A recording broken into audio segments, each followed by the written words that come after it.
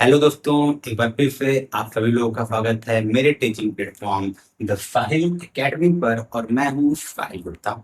तो दोस्तों, आज की इस क्लास में हम एक्टिव पैसिव से रिलेटेड एक और टॉपिक को कवर करने वाले हैं। आज का वीडियो शुरू करने से पहले मैं आपको पीछे की जो वीडियोज हैं जो अब तक मैं पढ़ा चुका हूँ उसको रिकॉल कर देता हूँ। अब तक हमने यह पढ़ चुका है कि एक्टिव वॉइस क्या होता है, पैसिव वॉइस क्या होता है, एक्टिव को पैसिव में बदलने के रूल क्या होते हैं, चेंज ऑफ टेंस कैसे बदलते हैं। तो उसके लिए चेंज ऑफ टेंस का चार्ट मैं बता चुका हूँ। साथ ही साथ चेंज ऑफ प्रोनाउन कैसे होता है कि सब्जेक्टिव केस का प्रोनाउन ऑब्जेक्टिव केस में कौन सा प्रोनाउन किस प्रोनाउन में कन्वर्ट होता है, ये तमाम तरह की चीजें हमने पिछले क्लासेस में सीख लिया है। साथ ही साथ हमने अब तक अफर्मेटिव सेंटेंस और निगेटिव सेंटेंस को एक्टिव वॉइस से पैसिव वॉइस में बदलना सीख लिया है। तो आज का जो हमारा क्लास है वो है पैसिव वॉइस बदलना इंट्रोगेटिव सेंटेंस का। तो आज का जो इंट्रोगेटिव सेंटेंस होगा वो होगा yes no type interrogative sentence को पैसिव में बदलना। अब बात आती है कि yes no type interrogative sentence क्या होता है। इसका जो वीडियो है मैंने ऑलरेडी बना दिया हुआ है,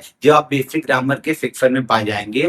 तो अगर मैं आपको एक थोड़ा आसान लैंग्वेज बताऊं कि यस नो टाइप क्या होता है। यस नो टाइप ऐसे सेंटेंस होते हैं जिनका उत्तर यस या नो में दिया जा सकता है। इसके अलावा ऐसे सेंटेंस का कोई पॉसिबल आंसर नहीं होता है यस या नो के अलावा। और अगर बात करेंगे पहचानने की कि इंग्लिश में कैसे पहचानेंगे, तो इंग्लिश में कोई भी सेंटेंस अगर हेल्पिंग वर्ब से स्टार्ट हो, जैसे कि यहाँ पे मैंने कुछ एग्जांपल लिया हुआ है, हम लोग देख सकते हैं कि पहला सेंटेंस डिड से स्टार्ट है, दूसरा विल से स्टार्ट है, तीसरा हैव से स्टार्ट है, चौथा आर से स्टार्ट है, पांचवा एक बार फिर से डिड से ही स्टार्ट है। तो जब भी कोई भी सेंटेंस हेल्पिंग वर्ब से स्टार्ट होता है और उसके लास्ट में क्या आया होता है, क्वेश्चन मार्क होता है, तो ऐसे इंट्रोगेटिव सेंटेंस को yes no type interrogative sentence कहा जाता है। तो ये बात हो गई yes no type interrogative sentence की। तो आज के इस क्लास में हम लोग सीखेंगे कि कैसे yes no type interrogative sentence को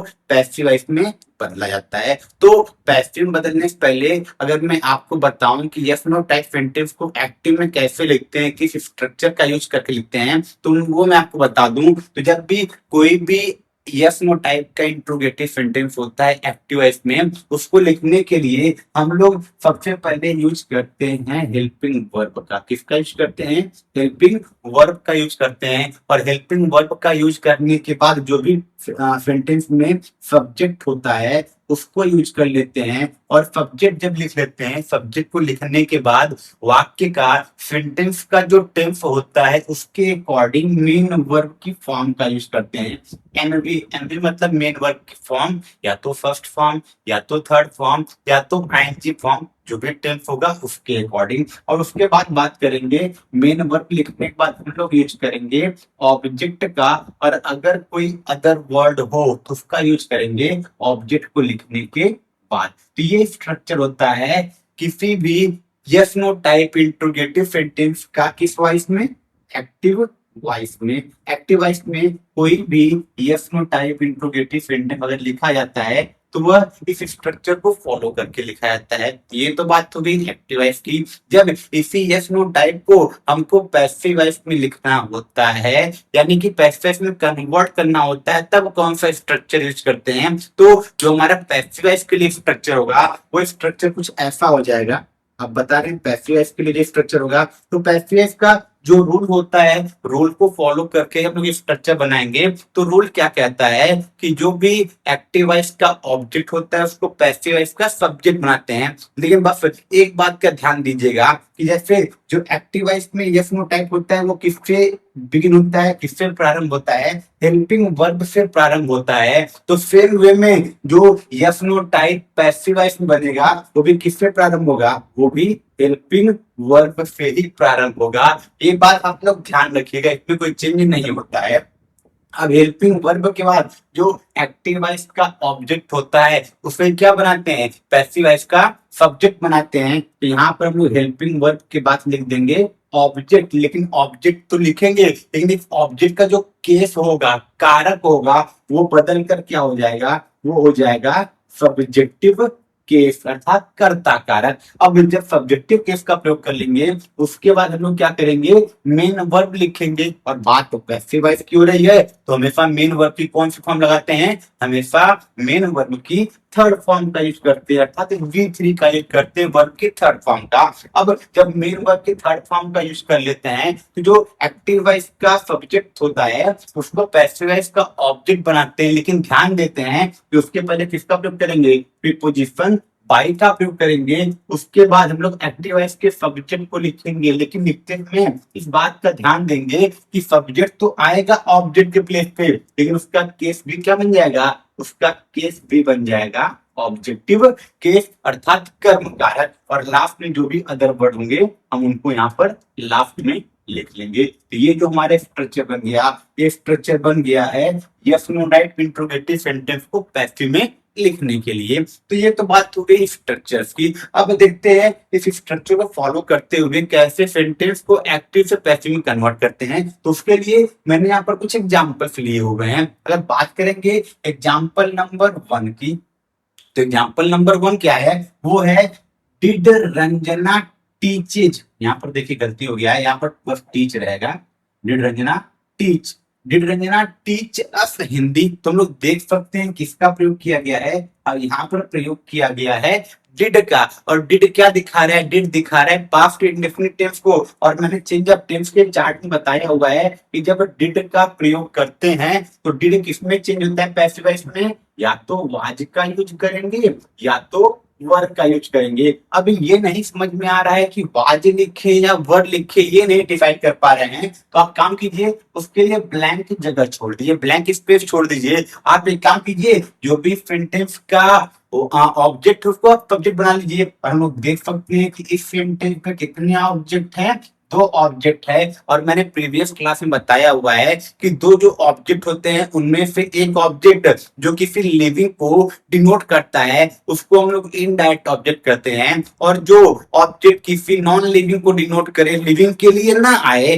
तो उससे हम लोग डायरेक्ट ऑब्जेक्ट करते हैं। तो यहाँ पर हम लोग देख सकते हैं अस, जो कि ऑब्जेक्टिव केस का प्रोनाउन है जो लिविंग के लिए आता है, तो ये हमारा एक इनडायरेक्ट ऑब्जेक्ट है। लेकिन हिंदी एक सब्जेक्ट का नाम है, लैंग्वेज का नाम है, तो यहाँ पर ये किसी लिविंग को तो डिनोट कर नहीं रहा है। जब किसी लिविंग को डिनोट नहीं कर रहा है इसको क्या बोल देंगे, इसको बोल देंगे डायरेक्ट ऑब्जेक्ट। अब यहाँ पर हमको दो ऑब्जेक्ट दिया हुआ है, तो हम किसी भी एक ऑब्जेक्ट को सब्जेक्ट बना सकते हैं। कोई चाहे तो अस को भी सब्जेक्ट बना सकता है, कोई चाहे तो हिंदी को भी सब्जेक्ट बना सकता है। बस इतना चेंज होगा, जब हम लोग अस को सब्जेक्ट बनाएंगे तो ये अपना ऑब्जेक्टिव केस छोड़कर किस में कन्वर्ट हो जाएगा, सब्जेक्टिव केस में। तो चलिए अस को ही सब्जेक्ट बनाते हैं। तो मैंने कहा कि ऑब्जेक्ट को सब्जेक्ट बनाएंगे तो केस भी क्या बन जाएगा, सब्जेक्टिव केस बन जाएगा। तो अस का सब्जेक्टिव केस क्या हो जाएगा, वी हो जाएगा। और जैसे हमने यहाँ पर ऑब्जेक्ट को सब्जेक्ट बनाया, वी लिखा, तो अब ये वी बता रहा है कि उसके साथ क्या लगेगा,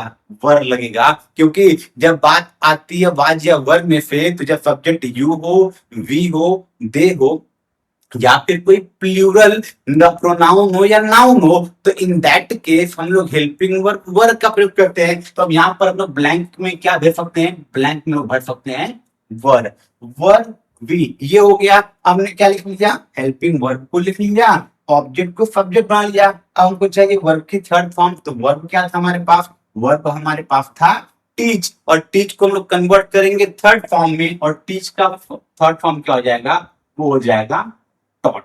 ये हो गया वर्ब बी टॉट। क्या पढ़ाया जाता है, हिंदी पढ़ाया जाता है। यहाँ पर हम लिख लेंगे हिंदी। अब किसके द्वारा पढ़ाया जाता है, हिंदी लिख लिया। अब हम लोग क्या करेंगे, जो हमारे पास सब्जेक्ट होगा उसको क्या बना देंगे, ऑब्जेक्ट बना देंगे, और उसके पहले किसका प्रयोग कर लेंगे, बाई का प्रयोग कर लेंगे। तो यहाँ पर हम लोग लिख लेंगे बाई। अब हमारे पास सब्जेक्ट क्या है, सब्जेक्ट था रंजना, अब रंजना सब्जेक्ट है, इसको बनाएंगे ऑब्जेक्ट। तो नेम है, नाउन है, तो उसमें कोई चेंज नहीं करेंगे, ये हो जाएगा रंजना। तो हमारा पैसिव क्या बन गया, पहले सेंटेंस का वो बन गया है verb we taught Hindi by Ranjana, और लास्ट में सिंबल क्या लगेगा, क्वेश्चन मार्क लगेगा। कुछ लोगों का क्वेश्चन ही हो सकता है कि सर आपने यहाँ पर हिंदी को पहले लिखा, यहाँ पर स्ट्रक्चर में तो बाई प्लस ऑब्जेक्ट पहले है, वो क्यों पहले लिखा गया है। तो 2 ऑब्जेक्ट है, किसी को भी आगे पीछे लिखा जा सकता है।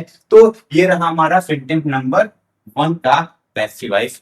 अब बढ़ते हैं सेंटेंस नंबर 2 की तरफ। हमारा अगला सेंटेंस क्या है? Will you not attend the class. ये हमारा एक्टिव वॉइस हो गया अगले सेंटेंस का। और इसको कन्वर्ट करना है पैसिव वॉइस में। पैसिव वॉइस का रूल कहता है अगर यस नो टाइप है तो पैसिव में भी यस नो टाइप ही रखेंगे। अर्थात यहाँ पर हम लोग चले के पैसिव के लिए वापस से हेल्पिंग वर्ब की जगह छोड़ देते हैं, क्योंकि यहाँ पर भी हेल्पिंग वर्ब होता है एक्टिव वॉइस में भी। तो उसको जब पैसिव में कन्वर्ट करते हैं तो उसका प्रारंभ किससे करते हैं? हेल्पिंग वर्ब से ही करते हैं। तो क्या हेल्पिंग वर्ब आएगा ये तो नहीं पता है, लेकिन ये पता है कि हमको क्या करना है। हमको क्या करना है कि हमको जो भी ऑब्जेक्ट होगा उसको सब्जेक्ट बनाना है। तो ऑब्जेक्ट यहाँ पर क्या दिया हुआ है? ऑब्जेक्ट हमारा दिया हुआ है द क्लास। द क्लास दिया हुआ है, हम लोग इसको क्या बना लेंगे? ये हम लोग इसको बना लेंगे सब्जेक्ट। ये हो गया द क्लास।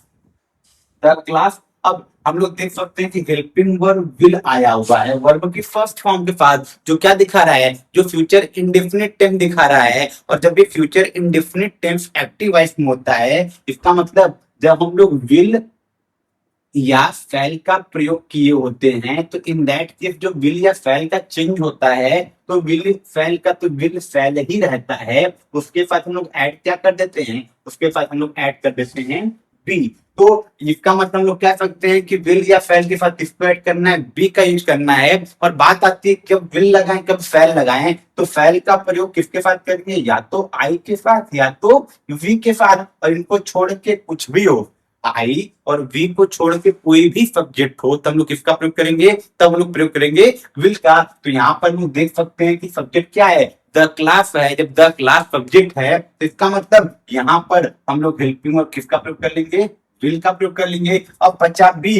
तो लास्ट टाइम भी मैंने बताया था, ये दोबारा बता रहा हूं कि जब भी हेल्पिंग वर्ब ऐसा हो जो दो शब्द या दो से अधिक शब्द में बन जाए, तो पहला शब्द तो सब्जेक्ट के पहले लिख लेंगे और जो दूसरा शब्द होगा वो सब्जेक्ट के बाद आएगा। और इस सेंटेंस में एक और चीज है कि ऐसा इंट्रोगेटिव है जिसमें निगेटिव वर्ड भी आया है। तो जो ये बी बचा हुआ है, ये जो बी बचा हुआ है ये कहां पर आएगा? वो आएगा नॉट के बाद। तो बी का प्रयोग कर लेंगे नॉट के बाद। तो ये क्या हो गया? Will the class not be. अब क्या लिखेंगे? हमने क्या लिख लिया? ऑब्जेक्ट को सब्जेक्ट बना लिया। अब लिखेंगे मेन वर्ब की थर्ड फॉर्म। तो यहाँ पर मेन वर्ब क्या है? मेन वर्ब है अटेंड। और इसका थर्ड फॉर्म क्या होता है? इसका थर्ड फॉर्म होता है अटेंडेड।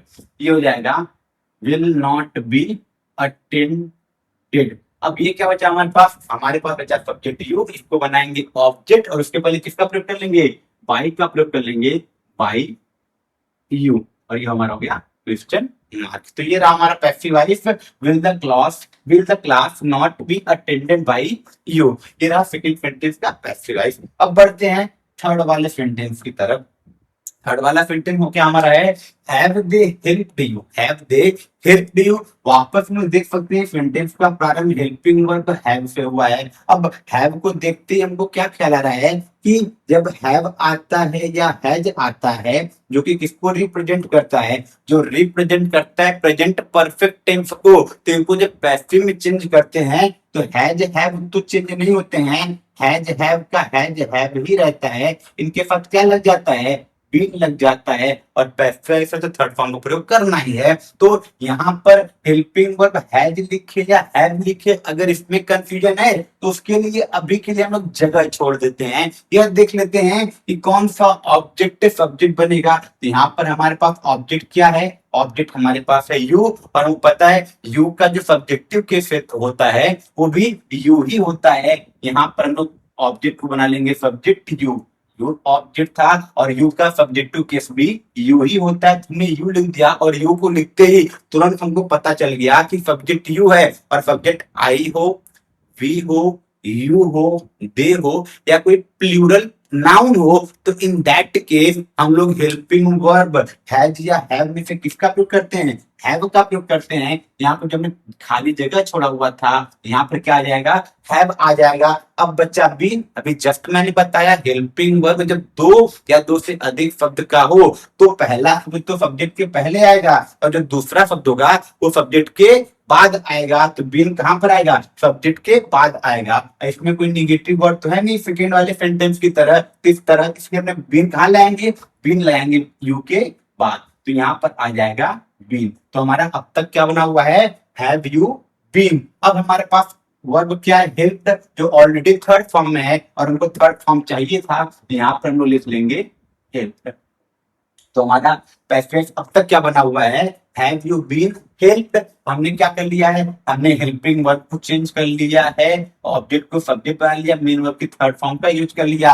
हमको जो सब्जेक्ट दिया हुआ है थे उसको चेंज करना होगा ऑब्जेक्ट में, और उसके पहले किसका प्रयोग करेंगे, उसके पहले प्रयोग करेंगे बाई का।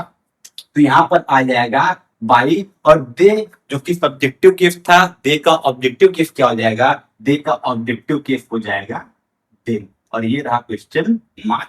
तो ये रहा तीसरे सेंटेंस का पैसिव वॉइस जो कि बना हुआ है, have you been helped by them. तो आई होप आपको इसमें कोई प्रॉब्लम या कोई भी डिफिकल्टी नहीं होगी। तो इसी के साथ बढ़ते हैं अगले सेंटेंस की तरफ, सेंटेंस नंबर 4 की तरफ। ये हमारा अगला सेंटेंस क्या है, are the children playing chess. तो ये रहा हमारा एक्टिवाइज चौथा सेंटेंस। और ये भी देख सकते हैं किससे स्टार्ट है, हेल्पिंग वर्ब आर से स्टार्ट है और आईएनजी फॉर्म का प्रयोग हुआ है, जो किस चीज को दिखा रहा है, जो प्रेजेंट कॉन्टिन्यूअस टेंस को दिखा रहा है। और लास्ट टाइम मैंने इसके बारे में बताया हुआ था कि जब इज एम और आर का प्रयोग हुआ हो वर्ब की फर्स्ट फॉर्म में आईएनजी के साथ, जो दिखाता है क्या, हमारा प्रेजेंट कॉन्टिन्यूअस टेंस। तो इन दैट केस जब इनको हमको चेंज करना होता है पैसिव वॉइस में, तो जो helping verb is am are है वो इज एम आर का इज एम आर ही रहता है। बस हमको एक चीज का ध्यान देना होता है कि आईएनजी फॉर्म पीछा नहीं छोड़ता है, कॉन्टिन्यूअस टेंस का आईएनजी फॉर्म पीछा नहीं छोड़ता है।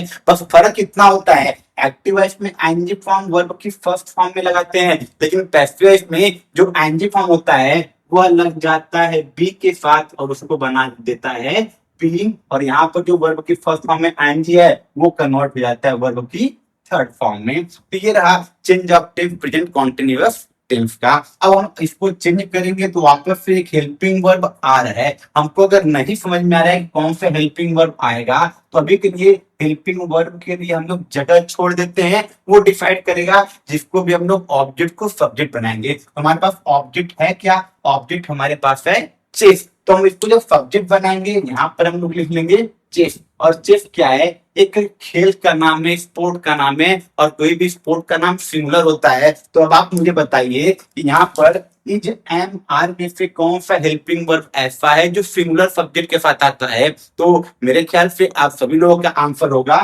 इज। इज जो होता है वो सिंगुलर सब्जेक्ट के साथ आता है, एम का प्रयोग आई के साथ करते हैं और आर का प्रयोग प्लूरल सब्जेक्ट के साथ करते हैं। तो हम लोग यहाँ पर खाली जगह में क्या लिख सकते हैं, इज का लिख सकते हैं, इज का प्रयोग कर सकते हैं। और इसमें बचा हुआ है बीइंग, वापस से हेल्पिंग वर्ब दो शब्द का है, तो ये बीइंग कहाँ जाएगा, ये बीइंग जाएगा सब्जेक्ट के बाद। तो यहाँ पर आ जाएगा बीइंग। ये क्या बन गया, इज चेस बीइंग। अब क्या लिखना है, मेन वर्ब की थर्ड फॉर्म। तो वर्ब क्या है, प्ले, और इसका थर्ड फॉर्म अगर हमको लिखना होगा तो वो क्या बन जाएगा, प्लेड।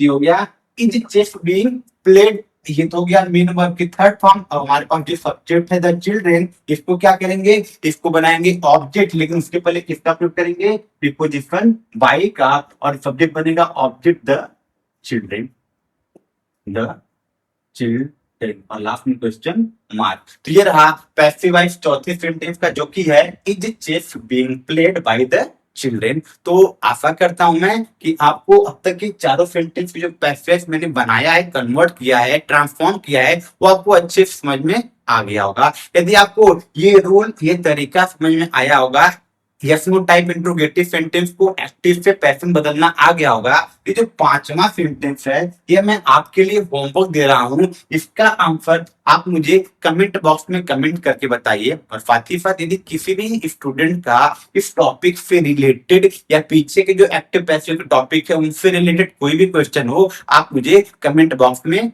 पूछ सकते हैं। यदि आपको वीडियो पसंद आया हो तो वीडियो को लाइक कीजिए और चैनल को सब्सक्राइब कीजिए, साथ ही साथ अपने अधिक से अधिक दोस्तों को वीडियो को शेयर कीजिए। तो इसी के साथ मैं आज के इस वीडियो को यहीं पर समाप्त करता हूं। मिलते हैं नेक्स्ट वीडियो में, तब तक के लिए पढ़ते रहिए, बढ़ते रहिए।